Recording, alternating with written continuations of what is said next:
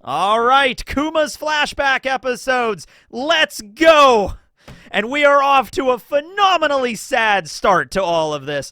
That's the thing about Kuma's flashback, all right? If you haven't read the manga, just letting you know, if you think it can't get more tragic and sad, it does. Wait, but certainly after this it couldn't get more tragic. Yes, it will. But wait, even after this? Yes, even after that. Even up until now? Yes, even up until now. That's the whole thing with Kuma's character. All right, so this will be episode 1129. We have the adaptation of chapter 1095 here.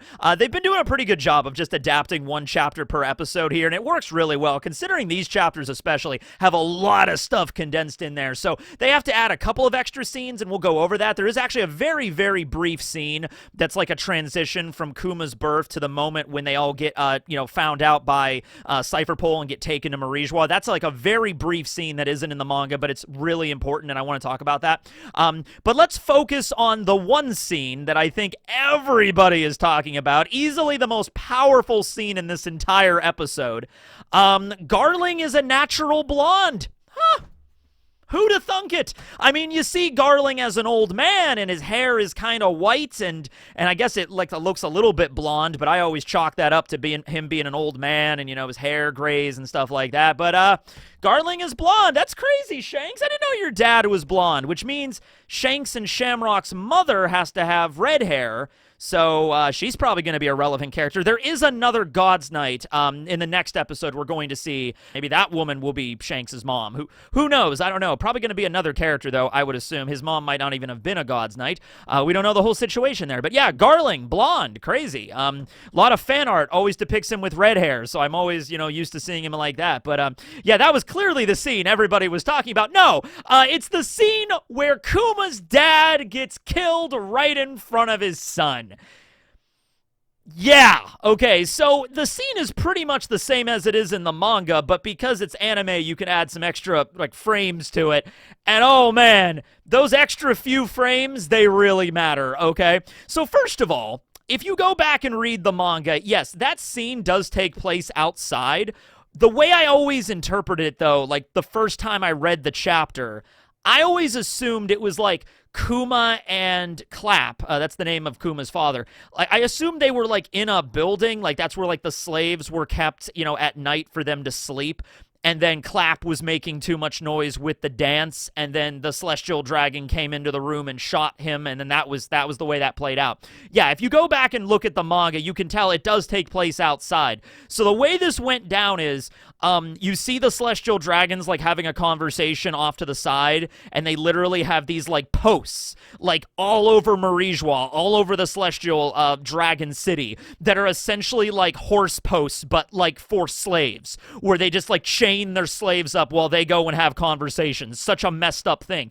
So Clap and Kuma are chained to this post with a bunch of other slaves, and then Kuma's really sad because he just found out his mom died not shortly, before this, and so Clap tries to cheer his son up and just telling him about the sun god Nika and everything like that, and it's don't worry, if you just dance and be cheery, the sun god will appear at some point, and he'll lead us to freedom, and the hope and everything is there. You just gotta believe in the sun god and all that, and he's doing the dance don tada tada tada, don tada tada, and he's dancing right in front of Kuma.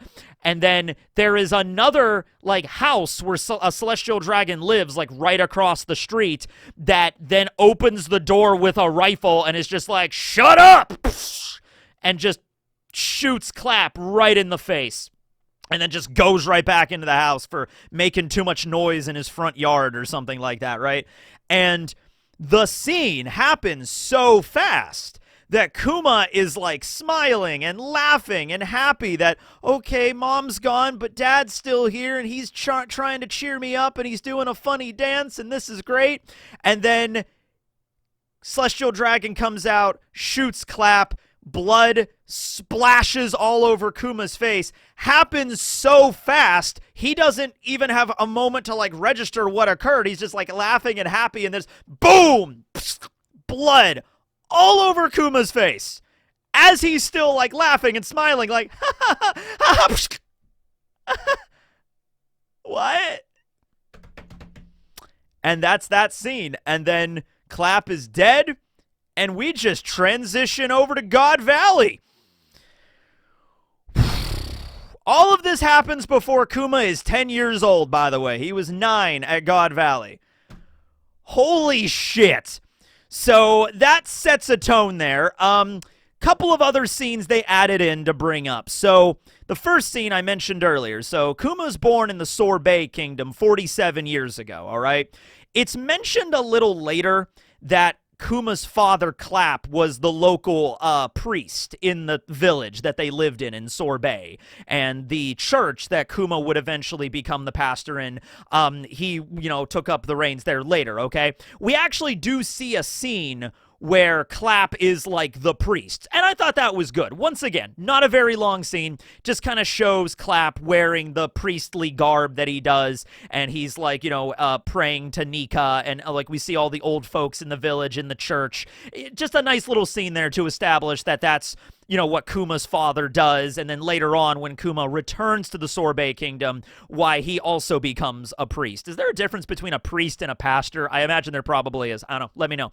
So anyway, there's that nice scene there. And it also leads into the scene where how Kuma and Clap are found out to be buccaneers, okay? So in the manga, because Oda has to fit like a lot of things in there is a time transition, but it happens really quick, all right?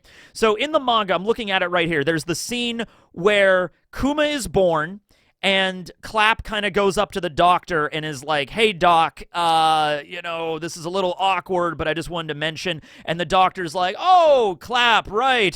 The fact that you are buccaneers and have the blood that the world government is looking to exterminate, don't worry about it. I won't say a thing. And Clap's like, yeah, that's great. Then there's a small transition in the manga, and then immediately it's the doctor running to Clap, imploring him to run because government agents were in the hospital. So, once again, it's really easy to interpret this scene as right after Kuma was born, the government agents were like, I assumed like the government agents were like in the hospital when Kuma was born and found out. Maybe not even because of the doctor, but just because the government agents were there, they found out that Kuma was a buccaneer, and then Clap was one as well, and they arrested their whole family, okay? So here, it's established a little bit better, where Kuma is born, we have that scene, and then like 4 years go by, and Kuma and his family are living happily in the church, and it's at that point, 4 years later, when the government agents, when Cypherpole go to the hospital and they start looking around, and it's also implied, it was implied in the manga too, the doctor was the one that did squeal. It wasn't just the government agents looking around and they found out. They, interrogated or threatened the doctor, and the doctor's like, Clap, I'm so sorry. They came to the hospital. I'm sorry, man. You got to get out of here. And then the government shows up, kicks in the door to the church, knock down the doctor. This is a scene. The government agents, we don't even see the government agents really in the manga at all. Not sure. It would be Cypherpole. I'm not sure which Cypherpole it would be. Probably on the lower end, to be honest with you. I don't think they would be sending Cypherpole 8 or 9 to go deal with this. This might have only been Cypherpole 1 or 2 or 3 or something like that.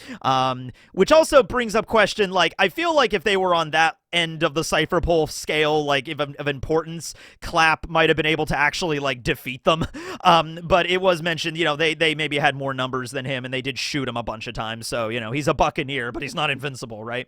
So they added that extra scene in there too, where Cypherpole shows up, knocks down the doctor, pulls out the gun on Clap, tells them oh, you're hiding from the government, we're bringing you in, and then Clap fights back briefly, and then eventually gets knocked down, and they chain him up, and they take them back to Marie. Other scene that gets added, and this is really tear-jerking right here. The scene where they're all standing in the center of the Celestial Dragon City. Kuma, Clap, and Kuma's mom. I was actually hoping we would find out her name in this episode. They would just drop it randomly. They would just ask Oda, what was the name of Kuma's mom? And then they just mention it offhandedly or something like that, but they didn't. Let me know. What do you think Kuma's mom's name would be? Lydia? I don't know. Just Kuma's mom, Lydia. I don't know. Anyway, so there's a scene where they're all standing in the center of the city, and they have the guards, chaining them up. and they slowly, one by one, are like going down separate roads in the Celestial Dragon City, splitting up the family, right? So the mom is like, oh, you're coming this way. And so the mom is like, hey, Kuma, it's okay. I know it's going to be rough and hard, but you just got to stay in there. Cheer up. You'll be okay. Just hang in there. And we don't get this scene at all in the manga. It literally just cuts to from them at Sorbet to them in chains. And then it cuts to Kuma, working for a celestial dragon. The implication is they're all split up, but we actually see that scene here in the episode. So the mom goes away, starts crying, and then the dad, Clap, gets led away, and Clap says the same thing. He's just like, it's all right, Kuma, it'll be all right. And then Kuma gets led a third direction, and we get more added scenes with the celestial dragon that owned Kuma and the way that he was so brutal and like whipped him constantly and everything like that. Clap's injuries increase throughout the episode too. At one point, he has like a bruise and stuff on his head, and then later in the next scene, it implies, I guess, he lost an eye in the scene where he gets shot. Like right before that, when he was like trying to cheer up his son, there's a scene where he has like the scar over his eyes, implying, I guess, he lost an eye. So it just shows like more brutality of just even more tragedy on the stuff that we already knew on top of things. Okay, let's have the scene where they are having a happy family life in the church, and all that gets ripped away. Then let's actually see the scene where they get separated at Marijois. So, yeah, that's piling it on even more, and on top of all the stuff we get in the manga, like the scene where Kuma's crying over the death of his mom, in that really tearful scene right here, where he's just like, why is death so much easier here? Why can't we just die and move on? Like, it would be better than this. Oh, God. So then we move right away to God Valley, okay? And it's, once again, crazy that we're finally here at this point in the story. I know, like, we're not going to be in God Valley for very long. This is Kuma's backstory. This is not Rogers or Rox or Garps or anything like that. So we're going to focus primarily on him as, like, our main POV. So next episode is pretty much going to be it for God Valley, but it's actually see God Valley like animated in good detail, like the exact like terrain and everything. The scene where Kuma escapes and he's like running through God Valley, and you get a handle on like the grass is like it's like dried grass he's like running through, and then the background with like it's like an old western kind of aesthetic and stuff, and it makes sense because there's a rock formation like national park called God Valley in Utah in the United States, which probably is the inspiration. And it's also mentioned that God Valley is a source of natural resources, which is why it's called God Valley, and so it's unaffiliated with the world government and all that. So yeah, God Valley Park is probably the basis for that and the design and everything. Side note, there's a popular theory, it's been around for a little bit, I probably think I even mentioned it in a video. I don't think I made a video dedicated to this, but I think I did mention it at one point. The idea that since God Valley is in the West Blue, God Valley could also in fact be Thriller Bark. All right, like the idea that like, yeah, this island was taken from the West into the Grand Line, which please explain to me how that happened, because West Blue is on the opposite end of paradise. This is still a thing to me. Like, how the hell Moria, regardless of whether or not it's God Valley, how the fuck did Moria turn an island into a ship and then either get it over the Red Line or under it through Fishman Island? I mean, not impossible, but very difficult, okay? Anyway, somehow managed to get an island from the west all the way into paradise. Okay, whatever. So, it could be Thriller Bark, and also we have, like, Captain John, who was a former member of the Rocks Pirates. Captain John was later mentioned to be mutinied, and that's how he died, though. So, like, we know the Rocks and Roger Pirates were present here, and the Garps Marines were present on God Valley, and they had this big battle. That is true, but Captain John, from what we understand, did not die on God Valley. So it's like, oh, he died on Thriller Bark, so that's how Moria got his corpse or something. Like, it's possible, but I think it was mentioned that, like, he had his own crew later after Rox's crew split up, and then his crew mutinied, and that's how John died. But hey, Wang, Ji, and Silver Axe, or whether they could be the general zombies, yeah. Also, it wouldn't have been the entire island. It would have been maybe a portion of the island. Then again, after this whole war is over, like, those mountains, like, especially, like, Thriller Bark did not have the mountains of God Valley, but when you have Roger and Rayleigh and Scopper Gabon, plus Garp, plus all the Marines Garp brought with him, which you know are not slouches, plus the God's Knights, plus Rox, Whitebeard, Kaido, Big Mom, Wang. When you got Wang on your island, you know some mountains are going to get obliterated. You know what I mean? So, yeah, it's totally feasible that, like, the entire island was just blown to shit by all these strong, like, crazy high-level characters. destroying the place, and then there was a remnant of it that Moria turned into Thriller Bark. Absolutely. So really cool to just see God Valley as such a center stage for what's about to happen here. We see the beginning of the hunting contest that the World Nobles do every 3 years, I believe it is. We see the 6 treasure chests on the pedestal there. That was something I remember I completely missed in the chapter when they first came out. Like, yo, yeah, there was 6 treasure chests there. We learned that one of them has the pawpaw fruit, one of them has the Ua Ua no Mi model as your dragon, which was Kaido's fruit. Did they all contain devil fruit? Did some of them contain lesser prizes, like this one contains a bunch of gold or something? Probably one of those treasure chests that's going to be repurposed to have Shanks in, and then, you know, Roger's crew steals some treasure chests from God Valley. They open it up, they find baby Shanks inside of there. Hello there, celestial dragons! You can now win a fabulous prize of a dragon devil fruit, or the pawpaw fruit, or a baby!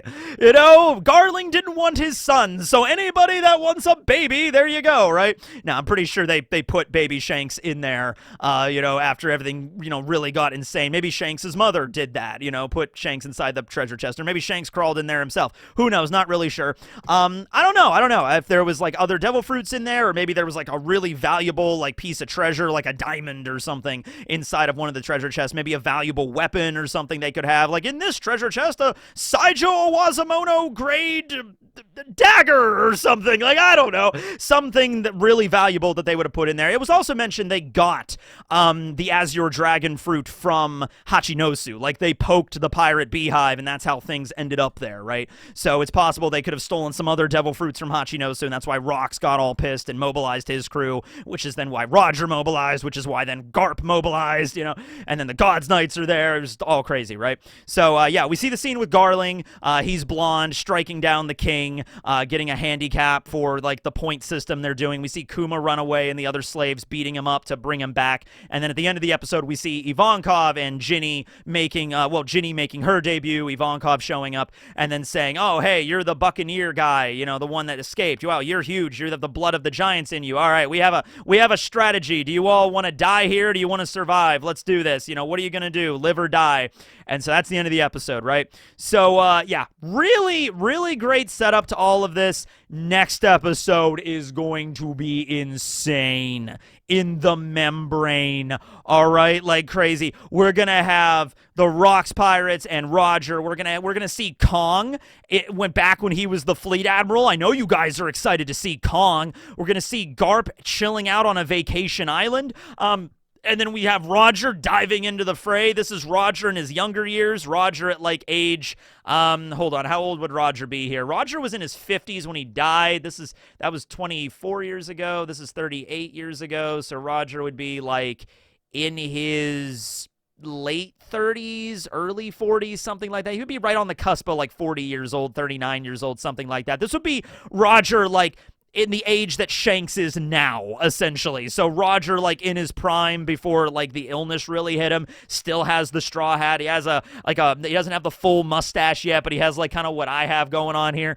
You know, he has that, and then you also have Rox's entire crew. I hope, I don't know how they're going to handle, like, those two shadowy characters, which we could assume are Wang and Silver Axe, but, you know, that's going to be really cool to see them. And then we also have, like, Rox himself might be shown in silhouette. He doesn't really show up in the manga, but we already know what his silhouette is. We've seen that plenty of times, so they could probably include Rox's silhouette there, just the same as they already kind of did, plus Kaido and Big Mom and Captain John and Shiki and Whitebeard and Gloriosa, who was the former Empress of Amazon Lily, who was Granny Neon, and also Buckingham Stussy when she looked like, you know, the Stussy that we know now. That's going to be wild to see all those characters. Shiki making his, like, first proper debut in, like, a normal episode of One Piece. He's been in other stuff. I think he was in actually one episode, like, earlier during Marineford Impel Down. I'm not counting, like, movie tie-ins or OVAs or anything like that, like, leading into Strong World, just him being an episode. I guess technically when we got the flashback of Orochi and Higurashi was transforming into various forms, she took the form of Shiki, so he was there too. But we're gonna see him right here. Nothing against the idea of, like, you know, he's not canon. No, he's he's here in the manga. Is he going to be arriving in the future someday? Maybe. I don't know. But he's going to be here at least. But yeah, I know it's kind of messed up given what this episode's all about, but what was your favorite part of the episode?